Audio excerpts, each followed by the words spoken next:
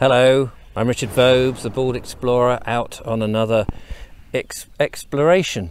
Today, one of the last days of my mini trip to Dorset. Got two more videos lined up for you, and I'm joined as ever by Dave Ford. Hello Dave. Hello Richard, hello everybody. So another glorious day on this trip. It's amazing. It is, I mean it's just after 9 o'clock? No, 9 o'clock. 9 there o'clock. we go, and it's shirt sleeve order already. That's so it. it's I wish lovely. I had put my short shirt. I don't know what I'm saying. We're somewhere different today. We're at a little village called Tyneham, which is not far from Lulworth Cove. A little village nestled in between two ridges, Purbeck ridges. Close to the sea. Yeah, with a single track road in and a single track road out. But it's a village with a difference. There's nobody here. There isn't, no. Not even any No, tourists. we are the only actually. people here at the moment. The history behind it, well, up until the Second World War, it was a normal, sweet little village with about 250 people in, something like that. On the 19th of November 1943, every single householder in the village received an identical letter from the War Office. Basically, it was telling them that their land and their properties were going to be requisitioned by the army for the duration of the war. Oh, nice. And That's charming, isn't it? And they had 1 month 1 month. to evacuate. Good God. And imagine how stressful that must have been. Yes. Literally coming up to Christmas, and they were going to be billeted all over Dorset. Anyway, they went ahead and did it because at the time they felt, well, they were doing their bit for the war effort. And the war couldn't have gone on for much longer, could I think it? the tide was beginning to Yeah, turn at that stage, yeah. so they felt that it was going to be a matter of months before they would come back. Anyway, to cut a long story short, at the end of the war, the army thought, well, we'll stay here. And in 1948, these compulsory purchase orders were given on all the properties. Oh, blimey, so they couldn't come back. They were never allowed back. So what we have here is almost like a perfectly preserved village to 70, 80 years ago. And what we're going to do in the video is have a little exploration. Well, that sounds brilliant. I mean, behind us we've got some, I don't know what the building is there. There's a phone box outside. Is it a post office or something? That's an old telephone box, so I'll tell you a little bit more about it But when we get up to it. my point was saying that there's not many roofs. Are the houses roofless? Most of the houses don't have a roof on. Right. There are a couple of buildings that have been perfectly preserved, the church and the school building in particular. Yeah. Well, if you've got 2 pence, that's 2 old pennies, you could make a phone call. Dave, we're looking at a very old-fashioned looking telephone box. It is, isn't it? The original was burnt down in a fire in the 1980s, I believe, when they were doing a film in the area. But it has been restored to how it originally looked. And I don't know, I'm too young to remember telephones that look like that. Yes, Richard, but I'm far too young. Have you seen them in the films though? In the old film, Yeah. in the old, you know, putting the 2 pennies in Yeah. and pressing A and B button. Yes, I can just about remember that, I must admit. It's interesting. Yeah. And then behind... Yes, you've let's got go. this, Let's have a wander through. After you. this row of cottages, and we were wondering, weren't we, what's happened to the roofs, but we can Yes, only, why we can are the only- roofs? I don't know, I guess they've just been taken down because they were too dangerous if they've got the general public coming round Yes. here. The thing about this whole place I meant to mention right at the start, it's only open to the general public at weekends. Right, oh, okay. During the week it's closed for, it's a live army range. So it's still, the army still use the whole area then? They do, yes. Since So the if you are thinking of 1943. coming, just check the website to make sure it's open. It's free to get in though, isn't it? Yeah, no, it so, is. I yeah. mean, there's a car park which they are just asked for a donation. But let's keep Yeah. wandering round. So, the first cottage, I think, was the old, they call it the shepherd's cottage. Traditionally, the shepherd of the village always used to live in the end cottage. Oh, is that so? Well, according to the According to the blurb. information on Oh, the okay. blurb.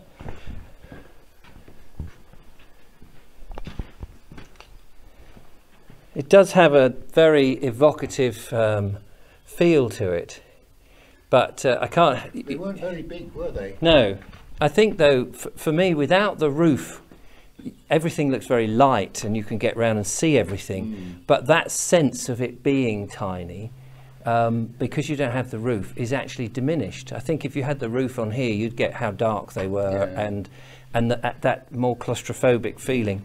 It's interesting, there's these little things all over the place. I noticed that. I don't know whether it... Oh. Presumably that's a flue, a place to clean the chimney. Yes, that is a chimney. I have one for my Essie, and yeah, you could get a chimney sweep up there. Let's press on. The photos do help give an impression of what they once did look like. Labourers, so that was Let's go in here briefly. They've all got these very large fireplaces, which actually you can get a look up the flue, which is quite nice. And here, look, a bread oven. Home of the Whitelock family from 1933 to 1942. So 11 years for them. Oh yes, there's a sign there that does say schoolhouse, and again it's also got a bread oven. So perhaps these cottages were used for different purposes.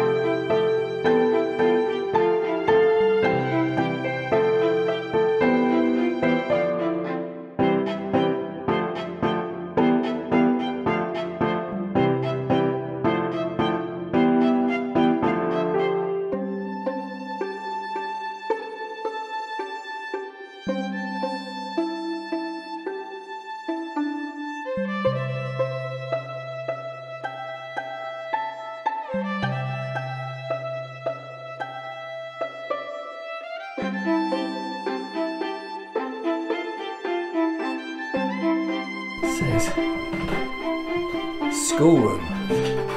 Wow. Gosh, look at this, Dave. Oh my goodness.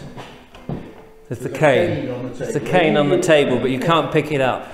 Wow, this is amazing. So Dave, this is clearly the schoolroom. It's been reconstructed as if it was the kids had just walked out. Yeah, hasn't it? It's as it was from the 1920s, and it's very, very atmospheric, isn't it? You were telling me that although this was the schoolroom, it stopped being a schoolroom. Yes, it was a schoolroom up to about 1932, and then it became the village hall until the evacuation. Because there's another building which we just saw which also said schoolroom, so maybe that was an earlier schoolroom and then this was used. Well, that was quite small. I mean, to be honest, the village wasn't particularly big, so you wouldn't have needed a huge school. I'd imagine, 12 or 14. But of course, over time, you know, that could have been used 200 years ago. Yeah. And that's the thing. And then as you got more and more people. But what an amazing reconstruction. This is really great. I imagine that kids come here to see how former kids used to go to school. Absolutely, everybody, just the one room, just the one classroom, and probably just the one teacher, I should think. Yes, that's right. With the dais that the teacher stood on and did all their stuff. And the inkwells. Yes, gosh. I think I might have to sit down and pretend to be a student. Yeah. I don't know that I can swing my legs through here, but we'll see. Oh yes. There we go. Sir? Mr. Rose. Yes, sir. 3 times 3. Oh, 9? Good boy. Give me another one, sir. I want to get my calculator out. Yeah.